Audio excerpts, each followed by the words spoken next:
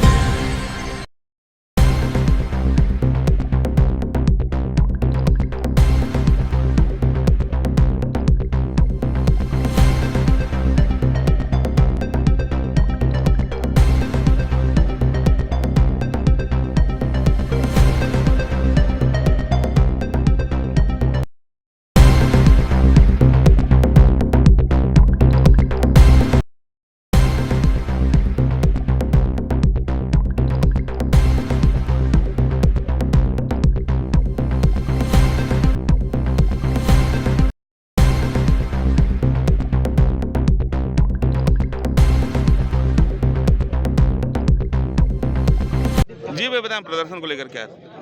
ये ग्राम बीरमपुर में जो घटना घटी है, एक उमेश्वर साहू हिंदू युवक था, जिसे सुनियोजित ढंग से पूर्व प्रायोजित रूप से हिंदू भाई मुस्लिम महिला, पुरुष एवं बच्चों के द्वारा, जिनकी संख्या 50 से 60 ही है, उनके द्वारा बेदर्दी पूर्वक चाकू से एवं धारदार हथियारों से घोंप के मार दिया गया, जिसके विरोध में आज विश्व हिंदू परिषद, बजरंग दल और सर्व हिंदू समाज के द्वारा ये दलगत राजनीति से उठ के इसमें जितने हिंदू भाई हैं वो सभी स्वस्फूर्त इस छत्तीसगढ़ बंद में, बेमेतरा बंद के लिए स्वयं स्वस्फूर्त आगे आए हैं, जिसका ये परिणाम है कि पिछले 1 घंटे से चक्का जाम करके बैठे हैं और सुबह से पूरे शहर में भ्रमण करके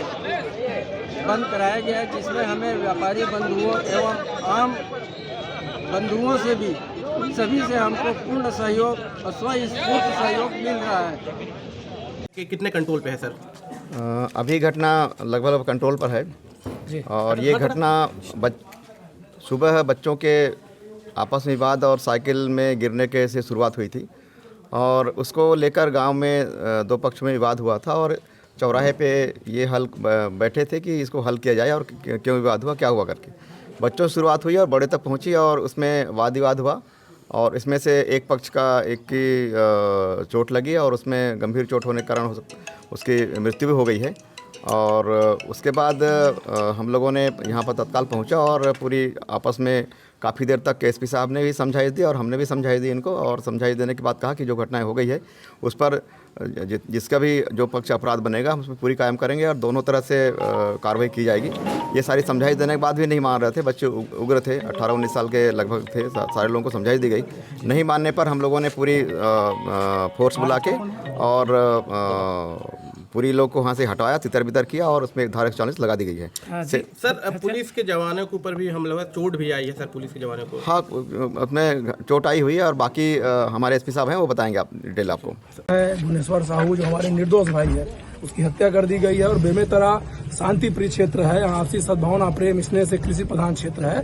यहाँ का माहौल लगातार खराब हो रहा है, लव जिहाद के मामले लगातार बढ़ रहे हैं। बेमेतरा में इस गांव में भी बता रहे हैं कि 6 लड़कियों को इन लोगों ने लव जिहाद के मामला करके इन लोगों ने ले गया। उसके अलावा भी बहुत सारी लड़कियों को इन लोगों ने यहाँ बर्बाद किया है। तो हम लोग इसका विरोध करते हैं और हम चाहते हैं ऐसे निर्दोष लोगों की जो हत्या हुई है उनके खिलाफ सख्त से कार्रवाई हो। और यहाँ एक बात ये पता चला है कि यहाँ बीच में हिंदू धर्म और हिंदू महासभा के द्वारा एक कार्यक्रम किया गया था, तो जय जय श्री राम का वो लोग नारा लगाते तो उसको बोल के चिढ़ाते थे। क्या जय जय श्री राम का नारा लगाना क्या गलत है? ये हिंदुस्तान है, यहाँ जय जय श्री राम था और जय जय श्री राम का नारा गूंजता ही रहेगा, इसको कोई रोक नहीं सकता। और इनको खिलाफ अगर कार्रवाई नहीं होगी तो हो सकता है हम लोग आगे चल के बड़े आंदोलन करेंगे।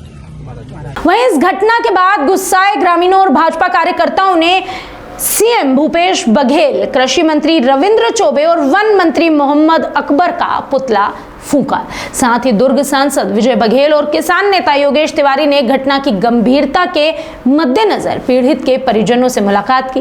दुर्ग सांसद ने भूपेश सरकार पर इस दौरान निशाना साधा और कहा कि यह घटना बेहद निंदनीय है।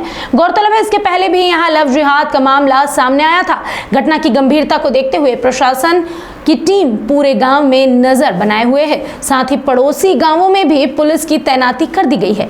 गांव में धारा 144 लागू की गई है। सुबह हुआ है जिसमें 2 पक्षों में झगड़ा हुआ है और इस विवाद बहुत बढ़ गया है और इसमें एक 23 साल का लड़का है, उसकी मृत्यु हो गई है। और इसके बाद बॉडी निकालने के लिए जब पुलिस टीम आई है उन पर भी हमला हुआ है, जिसमें एएसआई ठाकुर उनको सिर पर गंभीर चोट आई है जो अभी वर्तमान में हॉस्पिटल में है और अन्य 2 पुलिसकर्मियों को भी चोट लगी है, जिस पर मौके पर तुरंत मैं और कलेक्टर साहब और तमाम अधिकारी पहुंचे हैं और गांव वालों को काफ़ी देर समझाइश दी गई है और इनको पूरी कार्रवाई करने की आश्वासन दिया गया है।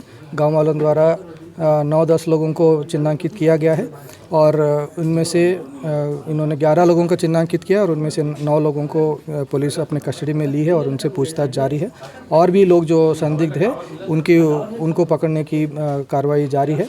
लेकिन कुछ और लड़के जो है यहाँ पे पैरा में आग लगा दिए और लाठी डंडे से हमला करने की कोशिश की है। जब उनको गाड़ी में भी आग लगाया है और 2-3 बार इनको रोकने के बावजूद अलग अलग रास्तों से जाकर दूसरे पक्ष के घर पे हमला करने की प्रयास किए हैं, जिस पर यहाँ का जो एसडीएम है, एसडीएम साजा द्वारा 144 घोषित किया गया है और बल प्रयोग द्वारा इनको तितर बितर किया गया है। वर्तमान में अभी गांव में टेंशन ज़रूर है लेकिन पूरी तरह से कंट्रोल में है और पुलिस यहाँ कंटिन्यूअस अभी जब तक नॉर्मल नहीं होती तब तक यहाँ पुलिस पिकेट लगा के रहेंगे। लोगों को जो गिरफ्तार किए हैं उनको जेल दाखिल किया गया है और एक व्यक्ति के लिए अभी छानबीन जारी है और इसमें कुछ और नाम गांव वालों द्वारा दिया गया है, उसकी भी तस्दीक की जाएगी। सर, यहाँ पर सुबह तनाव का स्थिति देखा जा रहा था अंतिम संस्कार के पहले। स्वाभाविक है जब इस तरह का घटना होता है कि तनाव रहेगा, लेकिन पुलिस डिप्लॉयमेंट सही समय पे किया गया है और गांव वालों ने भी उसमें कोऑपरेट किया है और शांतिपूर्वक अंत्यक्रिया जो है संपन्न हुआ है। बेमेतरा से ममता ग्वालवंशी और डेस्क से अंजलि चंदेल की रिपोर्ट।